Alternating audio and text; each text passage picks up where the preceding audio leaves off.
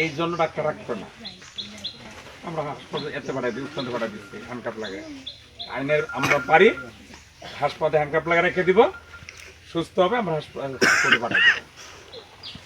আইনে আমরা ওইভাবে করছি।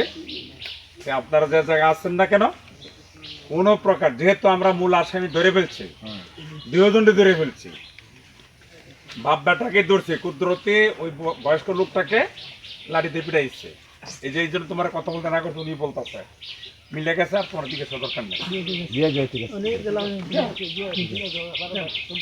এখন আপনারা এই ব্যাপারে শুধু চোখে বাড়ছে সাক্ষী দিবেন, মানেন না সাক্ষীদের বিচার পাবেন না। বাবা আমার চোখে যে আমি যাইছি আপনাদের কাছে, আমাকে তো দেখতেছেন, কিন্তু বলবেন না তো আমার চেহারা কি ছিল, কালো গেঞ্জি গায়ে দেওয়া, মাস্ক পরা, আর এক বলছেন পেস্টে কালো গেঞ্জি গায়ে দেওয়া, ওই মাস্ক পরা, এটা তো চোখে ভাসবে।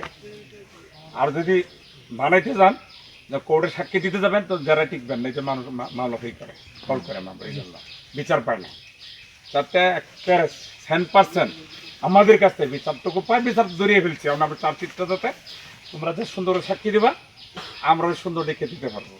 তোমরা বানায় যদি আমার নাম লিখে দাও, কোর্টে যখন উকিল যারা করবো তখন যারা তোমরা আটকে যাবো না, একটা পয়েন্ট গেলে একটা মামলা খালাস হয়ে যাবে।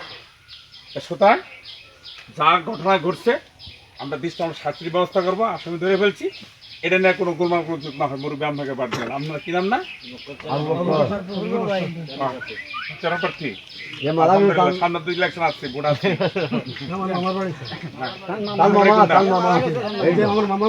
আচ্ছা, আলহামদুলিল্লাহ, আল্লাহ তাকে ব্যস্ত নসিব করবে অবশ্যই। আপনি এটা আপনি দায়িত্ব বুঝাতে গেলাম,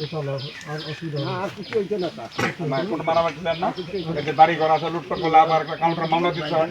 আমি ঘটনা জানতেছি, করতে বুঝে না, আমি ঘটনা বুঝতে ঠিকই, কোর্টে তো বুঝে মামলা নিয়ে নিব, তখন আমার মামলা নিতে বাধ্য। তখন আমরা তখন কি পুলিশ আসে পক্ষে পয়সা খায় মামলা নিয়ে বসে রয়েছে, কিন্তু আমাদের কিছু করার হাত পাওয়া থাকে, ওই দিকে কোনো ক্ষতি সাধন করতে পারে না।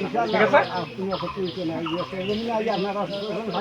শুনেন, আপনারা চান কি আপনি এই হত্যা সুষ্ঠু বিচার, তাই না?